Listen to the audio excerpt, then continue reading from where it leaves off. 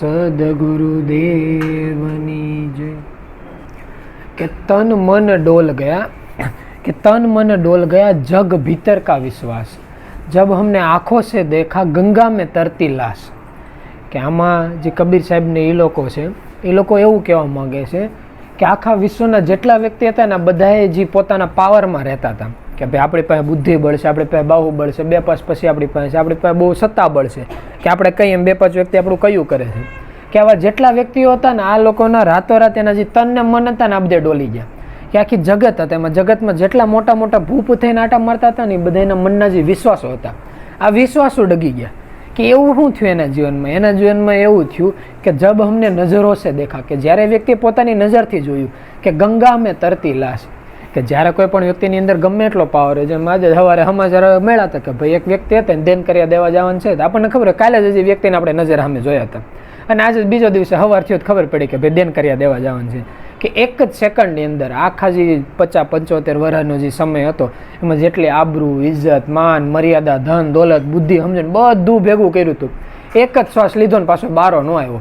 હતું નહોતું બધી વસ્તુ થઈ ગઈ એટલે આવો સમય આવે છે અને એવું નથી કે આ કોઈ એક વ્યક્તિના જીવનમાં એવું બે વ્યક્તિના જીવનમાં એવું જ્યારથી પૃથ્વી બની ત્યારથી જેટલા મનુષ્ય મેજનીના વ્યક્તિઓનો જન્મ થયો ત્યારે એક વ્યક્તિનું મૃત્યુ થયેલું જ છે અને જે નવા જેટલા વ્યક્તિઓનો જન્મ થાય છે પછી જો કે કોઈ ઘર હોય ઘરની અંદર નવા બાળકનો છોકરો કે છોકરીનો જન્મ થયો હોય ત્યારે જન્મતા કોઈ વ્યક્તિ એમ ન કે ભાઈ આ તો હું જન્મ થયો આનું આજ નહીં તો કાલે મરણ થવાનું જ છે તે વાત ખરાબ લાગે પણ વાત છે સાચી એટલે એની જેવું છે કે જ્યારે કોઈ પણ વ્યક્તિનો જન્મ થયો જ્યારે જુવાન અવસ્થા આવે ત્યારે વ્યક્તિને ખબર હોવી જોઈએ કે આજ નહીં તો કાલે આપણો મૃત્યુનો સમય આવવાનો છે તેની માટેની થોડી તૈયારી કરીને રહી નકર થાય કઈ રીતનું એક વખત એવું થાય કે એક રાજ્ય હોય હવે રાજ્યની અંદર એક રાજા રહેતા હોય રાજા પોતાની અંદર સમજણથી બહુ વ્યવસ્થિત રીતે રાજપાટ અકાવતા હોય અને થાય એવું એની પાછળના જે સંતાનો હોય એમાં દીકરો કે દીકરી કોઈ વ્યક્તિ જ ન હોય એટલે પાછળના રાજપાટ જ્યારે પોતાના હાથમાંથી મૂકે ત્યારે વાહ કોકને રાજ્યનો અધિકાર તો દેવો પડે, કોકને રાજકુંવર બનાવવો પડે,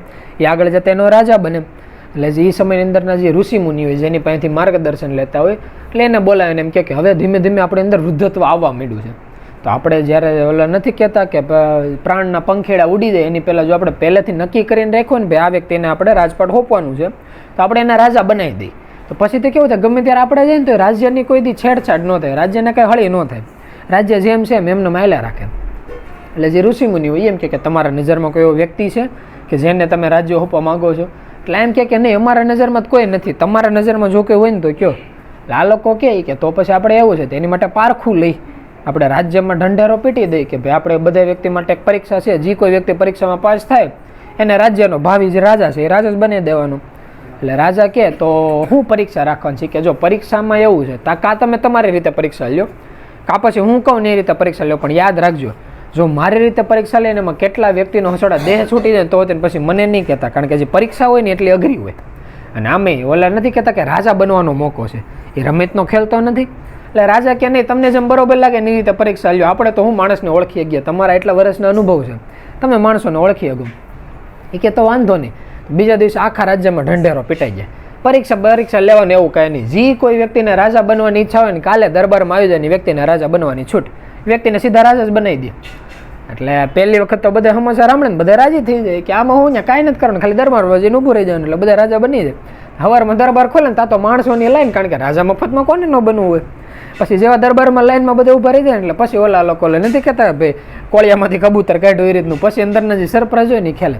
એ કે જો રાજા બનવામાં કોઈ વાંધો નથી, તમારામાં જે કોઈ વ્યક્તિની ઈચ્છા હોય ને દોડીને તમે તાર જે રાજાની ખુરશી છે ત્યાં જઈને બેસી જાઓ એટલે તમે રાજા. પણ એક નિયમ છે, નિયમ એ રીતનો છે કે જે રાજ્ય હોય ને રાજ્યની જે બોર્ડર થતી હોય બોર્ડરમાંથી એક નદી જતી હોય અને નદીના સામેના કાંઠે એક જંગલ હોય અને જંગલના એવા નીતિ નિયમ હોય કે એ રાજ્ય જ્યારથી બન્યું વર્ષોથી હજી પેઢી દર પેઢી માણસો આગળ પાછા રાજ ફેર્યા રાખતા હોય, જે પ્રજા ફેરી રાખતી હોય તેવો નિયમ હોય કે નદીની પાસે હોય તેને કોઈને નહીં જવાનું, કારણ કે નદીમાં બહુ ખરાબ એવા મગરમચ્છ રહેતા હોય અને નદીના સામેનું કાંઠે હોય ને બહુ ઘનઘોર જંગલ હોય જ્યાં બહુ બધા વિષવાળા સર્પ રહેતા હોય અને એની સિવાય અહીંયા ઘણા બધા ખૂંખાર જાનવરો રહેતા હોય. એટલે પહેલેથી કીધેલું જોઈએ કે ભાઈ કોઈ છોકરાઓને હોતે રમતા રમતા નદીની કિનારે નહીં જવાનું, એમ ઠેકવાની વાત તો દૂર નહીં રહે એટલે કોઈની આજુબાજુ જ ન જતા હોય. અને હારી રાજ્યના એવા નિયમો હોય કે જો કોઈ વ્યક્તિ બહુ મોટો અકર્મ કરે, કોઈ રાજ્યનો દોષ કરે, દેશદ્રોહી બને ને, એટલે એને કેવું કરવાનું, પેરે કપડે રાખવાનું, હાથ એના શરીરમાં જેટલા હથિયાર કાઢી લેવાના, જેટલા આભૂષણો કાઢી લેવાના, ખાલી પેરે કપડું એક જ વસ્ત્ર રાખવાનું, અને હુડકીની અંદર એ વ્યક્તિને બેરીને ધક્કો મારી દે, સામેના કાંઠે જવા દેવાનું. અને એ સમય આખો એવો હાલતો હોય કે જે સર્પને એ લોકો રહેતા હોય એ એવા વિશેલા હોય કે એક વખત કોઈ પણ સર્પ કવડી જાય એટલે વ્યક્તિનો પ્રાણ ન જાય, પણ જે શરીર હોય ને આખું અજડાઈ જાય. આપણે નથી કહેતા કે આજ કેવું શરીર હલી ન થતું, એવું થઈ જાય, અને અંદરથી બહુ દુખાવો થાય. એટલે વેદનાને લીધે જે વ્યક્તિ હોય ને એ રાયડું નાખે, હવાર રાઈડ નાખે, હેંજે સર્પ કવડે ને હવાર રાઈડ નાખે. અને અત્યારનો ટેકનોલોજીનો સમય તેવો કે ઓલા નથી કહેતા નવરાત્રી ડીજે વખતે બાજુમાં બેઠેલો હું બોલે સંભળાતું ન હોય, પણ જૂના સમયમાં એવું કંઈ નહોતું. એટલે જે આખી રાત ઓલો વ્યક્તિ રાઈડ નાખે ને એવા જ આખું રાજ્ય સાંભળે. એટલે સાંભળીને આખા રાજ્યને એક વ્યક્તિના મનમાં એવી બીક કે ગમની થઈ જાય, પણ નદીના ઓલા કાંઠે કોઈ દી નહીં જવાનું. અને વરહ બે વરહ એકાદો વ્યક્તિ એવો હોય જ કે જેણે કે ચોરી કરી હોય, કોઈકનું કંઈક ખોટું કર્યું હોય કે ગમે સજા દેવાની હોય, એટલે વ્યક્તિને આ લોકો સજા દે. આખા રાજ્યમાં પૂરી એવી બીક. એટલે જે ઓલા ઋષિમુનિ હોય ને એ પરીક્ષા કે જો આમાં કાંઈ નથી કરવાનું, જે વ્યક્તિની ઈચ્છા હોય તમે તાર જઈને ખુરશીમાંથી બેસી જાઓ, એ વ્યક્તિ વર્ષ દિવસ માટે રાજાને વર્ષ જેવી પૂરું થયું, 360 દિવસ જેવા પૂરા થયા, દિવાળીનો ટાઈમ ગયો, એટલે બીજા જ દિવસે એ વ્યક્તિને સીધી ઓલી સજા દઈ દેવાની. જે નદી છે નદીની માથે મોકલીને સામેના કાંઠે મોકલી દેવાના, એટલે ત્યાં સીધોનું દેહ પડી જાય, આખી રાત તડપીને એનું મૃત્યુ થાય. એટલે ઘણા ખરા વ્યક્તિ હતા ને બધાને મંડોલો મીડા એ કે વાત બધી બરોબર છે, આખો જે વરસ છે રાજા થવા તો મળે, પણ વરસ પછી શું, પછી એની જિંદગી કેમ એવી થાય? એમાં એકાદો વ્યક્તિ એમ નક્કી ભાઈ વાતો કરે, બાકી કહીને મોટા જે દેશદ્રોહી હતા ને એને એવી સજા દીધી હતી, આપણને થોડી એવી સજા દે. એમ કે એક વ્યક્તિ કહે નહીં ભાઈ હું ટ્રાય કરી, મારે રાજા બનવું છે, ઓલા વ્યક્તિને રાજા બનાવી દે. આખું જે વરહ હોય ને આખું વરહ વયું જાય. એટલે બધા વ્યક્તિ ધીમે ધીમે ભૂલવા મળે, કારણ કે ઓલા જેવું છે કે આપણને નથી કહેતા કે ભાઈ પથરીનો દુખાવો થતો હોય અઠવાડિયું એમ થાય કેમ કાઢવું, પણ એક વખત વયું જાય ને પછી આપણને કંઈ મનમાં ન હોય, પછી કોઈ બીજા વ્યક્તિને દુખાવો થતો ને તેમ થાય ભાઈ આ હું હવે થોડુંક નાટક હોતું છે એની જાય. કે જ્યારે આપણને શરદી થાય ને તે ખબર પડે કે શ્વાસ લેવો કેટલી ભીમ પડે, પણ જ્યારે શ્વાસ બધું વ્યવસ્થિત થઈ જાય, દુઃખ દર્દ વયા જાય તેમ થાય અરે દુનિયામાં કંઈ દુઃખ દર્દ જ નથી. એ તો એક બે દિવસમાં બધા ભૂલી જાય. 6 મહિના વરદી જેવું થાય ને વરહ પૂરું થાય તા ઓલા જે ઋષિ મુનિ હોય ને આવે દરબારમાં અને બધા સૈનિકોને ઓર્ડર આપે કે જે રાજા બેઠો છે ને ઉતારી લ્યો ને રાજગદ્દીમાંથી હેઠો ઉતારી લે. જેના વસ્ત્ર ને આભૂષણ ને એ બધું હોય એમાં આભૂષણ ને એ બધું કાઢી નાખે, એક જ કુર્તે વસ્ત્ર જે હોય રાખે, જે તલવારની બધી હથિયાર કાઢી નાખે, કારણ કે સામે જે ઓલા સિંહ ને એવા પશુ પક્ષીઓ હોય તો એની માટે પોતાનું હથિયાર ન વાપરી અગવો જોઈએ. પકડીને અને જે આખો જે રાજ્યનો જે મેન રોડ હોય એમાં પાંજરાની અંદર પૂરીને વ્યક્તિને બારો કાઢે. એટલે ઓલા બધા વ્યક્તિ જોવે કે ભાઈ વ્યક્તિ અરે આવું થાય છે, અને ઓલો રાયડું નાખે ભાઈ મારાથી ભૂલ થઈ ગઈ, મારા રાજા નથી બનવું, પણ સમય તો વયો ગયો. આખી જે જિંદગી હતી 88માં કાઢી નાખી. પછી ધીમે ધીમે નદીના સામેના કાંઠે નાખે ને આખી રાત ઓલો રાયડું નાખે ને આખો રાજ્ય સાંભળે. બીજા દિવસે પાછા ઋષિ મુનિ બોલાવે, જે કોઈ વ્યક્તિને રાજા બનવાની ઈચ્છા હોય આવીને તમ તાર દોડીને બેસી રાજ્યના સિંહાસન ઉપર, કોઈ હલે નહીં. એમાં એકાદો વ્યક્તિ પછી એમ નક્કી કરે, કંટાળો હોય આખી જિંદગીથી કે આમે જીવું ને આમે મરવાનું, બદલે આખી જિંદગી છે આખું વરસ એ તો શાંતિથી જિંદગી જીવી લે, પોતે દોડીને રાજ્યની ખુરશી ઉપર બેસી દે. પણ એ વ્યક્તિને એવું થાય બીજો દિવસ ઉડે ને તો હજી વરહથી આખું રાજપાટ ભોગવવાનું, બીજા દિવસથી બીવાનું ચાલુ કરે કે વરહમાં એક દી ઓછો થઈ ગયો, પાછો ત્રીજો દિવસ ને પાછું નક્કી કરે 2 દી ઓછા થઈ ગયા, પાછો ત્રીજો દી નક્કી કરે 3 દી ઓછા થઈ ગયા. એમ કરતા કરતા અઠવાડિયું મહિનો 6 મહિના માન કાઢે. તેમને મોલા નથી કહેતા બીકને મારે પોતાનો પ્રાણ વયો જાય. આવું આ વ્યક્તિના જીવનમાં થાય.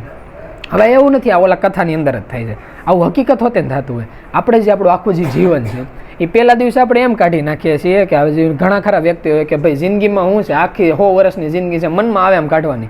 એ તો મનમાં એમ નથી કરતા કે 2 પછી કમાવાના, પછી નહીં સંતાનનો વિચારવાનું, નહીં માતા પિતાનો વિચારવાનું, આખી જિંદગી અહીંયા છે. કે જે આપણે ફોરેનના ઘણા વ્યક્તિ જોતા હોય, ઘણા વર્તમાનમાં હોતે નવી પેઢીને જોતા જોયેલ છે. એને જ્યારે ખબર પડશે જ્યારે છેલ્લો દિવસ આવશે, જ્યારે બધાની વચ્ચે દરબારમાંથી એને નીકળવાનો ટાઈમ આવશે, જ્યારે વર્ષના જે છેલ્લા સમયનો આવે, એમાં એવું કહેવાય છે શાસ્ત્ર પુરાણોની અંદર કે જે છેલ્લી ગણતરી આવતી હોય ને તેના નજરની હું આખું જીવન ચરિત્રની આખામું દેખાય, તો એ ખબર પડે કેવો સારો સમય હતો, કેવું ચડતું લોહી હતું, કેવું ધનધાન્ય સંપત્તિ હતી. સારું કરે એમ હતો પણ ન કરી ગયો અને મૃત્યુના દરબારમાં પાસે આવીને ઊભો રહી ગયો. ઘણા વ્યક્તિ એવા હોય કે જે આપણે બીજો વ્યક્તિ નો રાજા બનવા જોઈએ એને જેવો હોય, એને એ ખબર પડી જાય ભાઈ આપણે કંઈક કરવું છે, પણ શું કરવું? ઘડીક આ ધર્મમાં જાય, ઘડીક આ પુરાણોમાં વાંચે, ઘડીક બીજા પુરાણો વાંચે, ઘડીક એક વ્યક્તિની સેવા કરે, બીજા વ્યક્તિની સેવા કરે, ત્રીજા વ્યક્તિની સેવા કરે. મનમાં વિચારો સાચા, પણ આખી જે જિંદગી છે બીકની મારે રેખાડે રાખે, એક જગ્યાએ બીજી જગ્યાએ, બીજી જગ્યાએ ત્રીજી જગ્યાએ, ત્રીજી જગ્યાએ ચોથી જગ્યાએ, એનો કંઈ અંત નથી. આવી રીતે જિંદગી જીવે. એટલે એવું સમય આ રાજ્યના વ્યક્તિઓનો એવો છેલ્લે એવું થવા મળ્યું. બે ઓલો વ્યક્તિનો 6 મહિના થયા તા તો ઓલા નથી કહેતા એનો પ્રાણ પખેરા ઉડી ગયો. પછી બીજો કોઈ વ્યક્તિ રાજા થવા તૈયાર ન થાય. એટલે જો ઓલો મેન રાજા હતો ને એમ કે ટાઈમ પરિપૂર્તો હું રાજા બનું, બાકી તમારી તો કોઈ વ્યક્તિ ગોતો છે કોઈ રાજ્યની અંદર એવો તા થાય એવું. ઓલા જે ઋષિ મુનિ હોય ને એમ કે બહાર ડિક્લેર કરજો હવે કોઈ છે નજરમાં, કોઈ દેખાય નહીં. પછી ઋષિમુનિ સમયની અંદર એક ખેડૂત હોય, ખેડૂતને બોલાવે. એ ઘણા વર્ષો થયા ઋષિમુનિના જ્ઞાન હેઠળ સમજણ લેતો હોય અને એમ કે તમને એવું લાગતું હોય ને તો આ વ્યક્તિને આપણે કહીએ તો એ ટ્રાય કરશે. એટલે ઓલા ખેડૂતને કે ભાઈ તારે રાજા બનવાની ઈચ્છા છે કે આપણે રાજા બનવાની ઈચ્છા તો એ કંઈ ખાસ નથી, પણ તમે કહેતા હોય કોઈ વ્યક્તિ લાયક ન હોય તો આપણે ટ્રાય કરીએ કે પણ જો ધ્યાન રાખજે, તારે ભલે તારી ઈચ્છાથી આવી કે ન આવ્યું. જો તું રાજાની ખુરશી ઉપર બેઠો એટલે વર્ષ દિવસ પછી ઓલી જે સજા છે એ ફાઇનલ છે.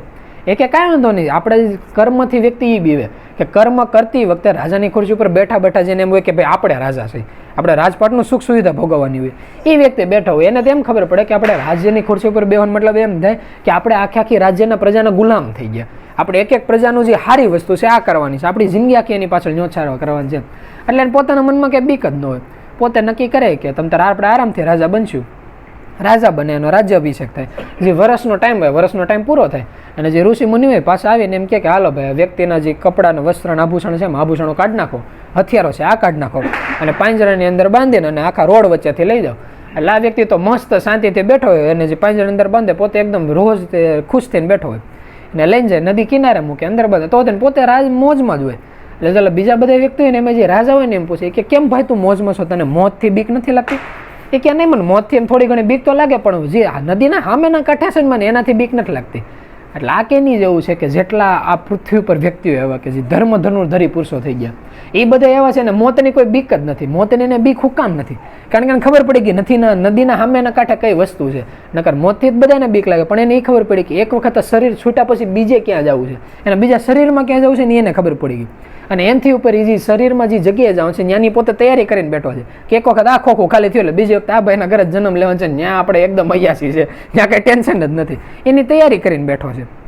એટલે એવું વ્યક્તિના જીવનમાં થાય. રાજા કે કેમ તને ખબર નથી ને એટલા બધા પશુ પક્ષીઓ છે, એટલા મગર છે ને આવું બધી વસ્તુ છે નદીના કાંઠે ને આવું બધું લાંબુ લાંબુ કે લાગે હવે મને બધી ખબર છે કે આવું બધું અહીંયા હતું. એ કે હતું એટલે એ કે અત્યારે કંઈ નથી કે તમને ભૂલી ગયા લાગો છો, હું વરદી ત્યાં રાજા હતો.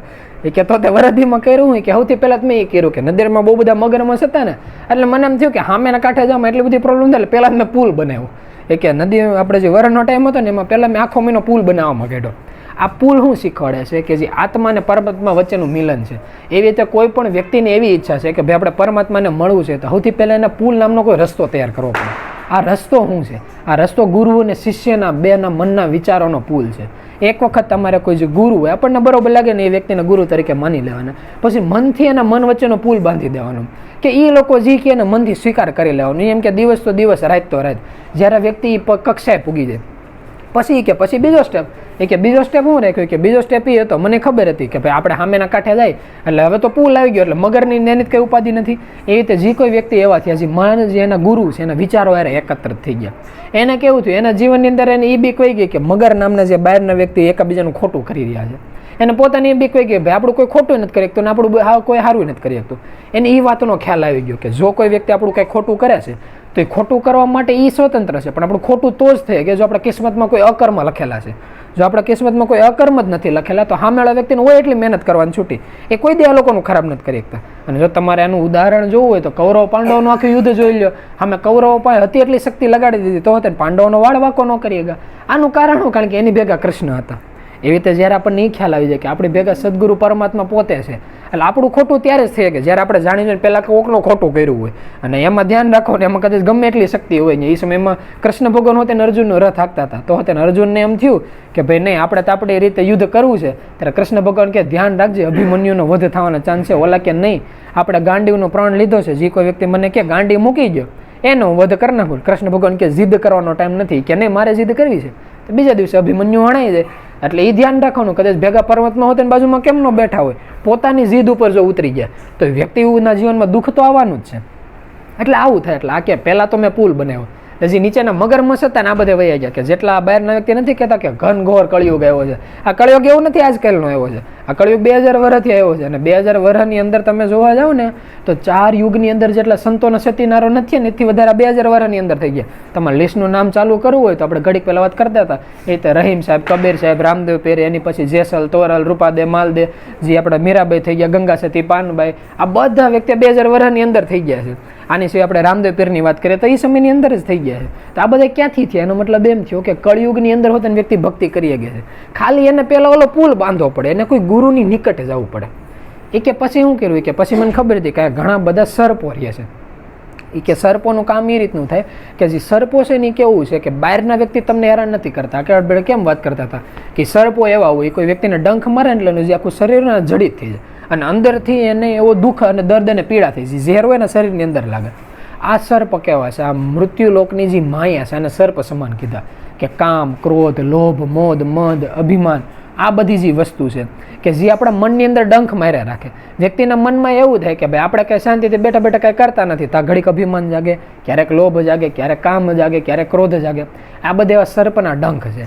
એ વ્યક્તિ મારે ને જ્યારે ડંખ લાગે ને ત્યારે વ્યક્તિને આપણને એમ થાય કે પોતે પોતાની રીતે ધારે એવું ઘણું કરી શકે. પણ જે આત્મા છે ને એટલા સેકન્ડ પૂરતી આખી સ્થિર થઈ જાય છે, એ હલી ન થકતી. અને જ્યારે એનો ફળ ભોગવવાનો ટાઈમ આવે, જ્યારે પીડા થાય ત્યારે એ બહુ દર્દનાક પીડા હોય કે એને જે એમ કહેવાય છે કે વ્યક્તિ રાડાઈ જાય છોડો. અને આપણે એમ કહેવાય કે એવી કેટલું એ કેવી એટલી ખરાબ પીડા. તો ઇતિહાસ ખોલીને જોઈ લો, જેટલા રાક્ષસો થયા, કોકને કોકની અંદર કાંઈક ને કાંઈક વસ્તુ દેખાય. તમે રાવણ જુઓ તો એની અંદર હોતે ને આપણને અભિમાનનું રૂપ દેખાય. કંસ બતાવે તો એની અંદર હોતે ને થોડુંક કામ વાસના, થોડીક અભિમાન, થોડુંક ક્રોધ, આ વસ્તુ દેખાય. આવી ગઈ આખો વ્યક્તિ દેખાડે. પછી એની સિવાય જે આપણે મોટા મોટા જેટલા રાક્ષસો થયા, આ બધાની અંદર કોઈ ને કોઈ વસ્તુ દેખાણી. એટલે એ એક વસ્તુ છે. એટલે ઓલા લોકો એવી વાત કીધી તો કે તે સર્પનો શું ઈલાજ કર્યો?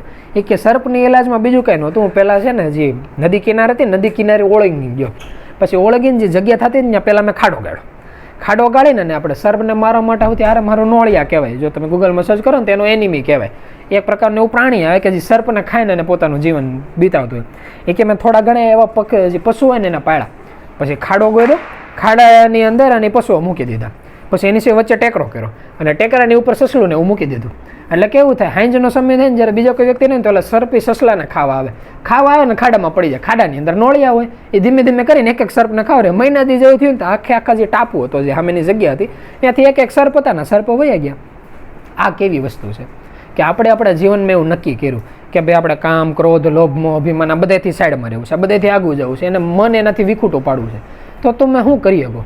તેની માટે તમે બીજું કંઈ ન કરી શકો. જે તમને ગુરુએ જે 6 શબ્દ દીધા છે આનું ખાલી મનથી સ્મરણ કરવાનું. એણે નથી કીધું કે પહેલાં તમે ખાડો ગાળીને શાંતિથી સ્થિર થાવ, ત્યાં નોળિયા મૂક. આ કેવી વસ્તુ છે કે 2 હાથ અને ત્રીજું માથું જોડીને મનને પહેલાં સ્થિર કરો, ધ્યાનસ્થાની અંદર સ્થિર થાવ, મનને સ્મરણમાં લગાડો. પછી મનથી ખાલી એક જ વિચાર કરવાનો કે આ બધી મોદ, માયા, અભિમાન કોને લાગે તો મનને. મન તો આપણે એમ કીધું હતું ભાઈ, જેમ મંત્ર દીક્ષા લીધી હતી, તન મન ધન અમે તમને અર્પણ કર્યા, તો મન તો વહી ગયું. તો મનની કોઈ ઈચ્છા જ નથી. જ્યારે વ્યક્તિની ઈચ્છા વયા જાય, એ આપણે ઓલા નથી પિક્ચરની અંદર હોતા ડાયલોગ કહેતા સિંઘમ એમ કે ભાઈ મેરી જરૂરત હે કમ એટલે મેરી ઈમાન મેં દમ હે. એની જેવું છે કે જ્યારે કોઈ વ્યક્તિની જરૂરતની ઈચ્છાઓ ધીમે ધીમે ઓછી થવા મળે. અને એ હોતે એવું નહીં કે મનમાં એમ થતું હોય ભાઈ આપણે હલ્યો ને આઈસ્ક્રીમ ખાવાની ઈચ્છા છે ને શિયાળો છે, ત્યારે મનને દબાવવાની વાત નથી થતી. આઈસ્ક્રીમ ખાવાની ઈચ્છા થાય, શિયાળો તેવી ઈચ્છા હોય કે ખાઈ લેવાનું, પછી શરદી હાટું તૈયાર રહેવાનું, શરદી થાય એ માની નાલવાનું. કર્મ કરવા માટેની બહુ ઈચ્છા થાય ને તો કર્મ કરીને ફળ ભોગવવાની તૈયારી રાખવાની. એટલે મૃત્યુલોકમાં કોઈ વ્યક્તિ દુઃખી જ નથી થતા. એ કેવું થાય, શરીરનું જે કર્મ છે શરીર ભોગવી લે, ધનનું કર્મ ધન ભોગવી લે, સત્તાનું કર્મ સત્તા ભોગવી લે, આબરૂનું કર્મ હોય આબરૂ ભોગવી લે, મનનું કર્મ મન ભોગવી લે. આમાં આત્મા ક્યાંય નથી આવતો. આત્મા છે ને પરિશુદ્ધ પરમાત્માનો અંશ છે. એ અંદર શાંતિથી બેઠો બેઠો જોવે છે. જેવી રીતે ટીવી હાલતી એવી ટીવીની અંદર ધારો કે આગ લાગે, ચિત્ર આવે તો કે આપણે આપણા ઘરની બધી વસ્તુ ભેગી નથી કરવા માંગતા. કે ટીવીની અંદર ધારો કે કોઈ ભૂકંપ આવે તો આપણે ઉતરી નીચે નથી થઈ જતા. ટીવીની અંદર પાણી આવે તો આપણે એવું નથી કરતા કે ઘરમાંથી બધી વસ્તુ લઈ નીચે ઉતારવા મળીએ. આપણને ખબર પડે કે ટીવી ખાલી દેખાવની વસ્તુ છે. એવી રીતે જ્યારે તમને એવું ખ્યાલ આવવા મળે કે બહારનો જે સંસાર છે આ ખાલી દેખાવની વસ્તુ છે. જેવી રીતે કેમ આપણે બહારથી બેઠા બેઠા જોઈએ છીએ, એ રીતે અંતરાત્મા અંદરથી બેઠા બેઠા જોઈએ છીએ. એ રીતે જ્યારે તમને એવો ખ્યાલ આવે કે તમે પોતે જ આત્મા છો, તમે અંદર બેઠા બેઠા ખાલી જોવો છો, તે તમને એવો ખ્યાલ આવી જાય કે આમાં જે આપણે રિએક્શન આપીએ છીએ, કોઈ વ્યક્તિ આપણને કંઈ કહે ને આપણને ખોટું લાગે, એ તમને એવો ખ્યાલ આવે છે કે આપણને કંઈ નથી કહેતો, એ શરીરને કહે છે. પછી આપણને એવું લાગે કે ભાઈ સમાજ વચ્ચે આ બધું બરોબર નથી, તો વ્યક્તિ યારે સંબંધ ઓછો કરી નાખો. તમને એમ લાગે કે રેડી છે તો સંબંધ રાખો. અને ઘણી વખત પ્રભુ અમને એવું હતું ને શીખવાડે, બહારના સમાજમાં જે દોસ્તારોનું ગ્રુપ હોય, ધંધાનું ગ્રુપ હોય, એમાં કેવું બહાર તો 70 હૈયાળા વ્યક્તિઓ હોય, એમાં અમુક વ્યક્તિ હોય એને અપશબ્દો બોલવાની ટેવ હોય સામે સામે.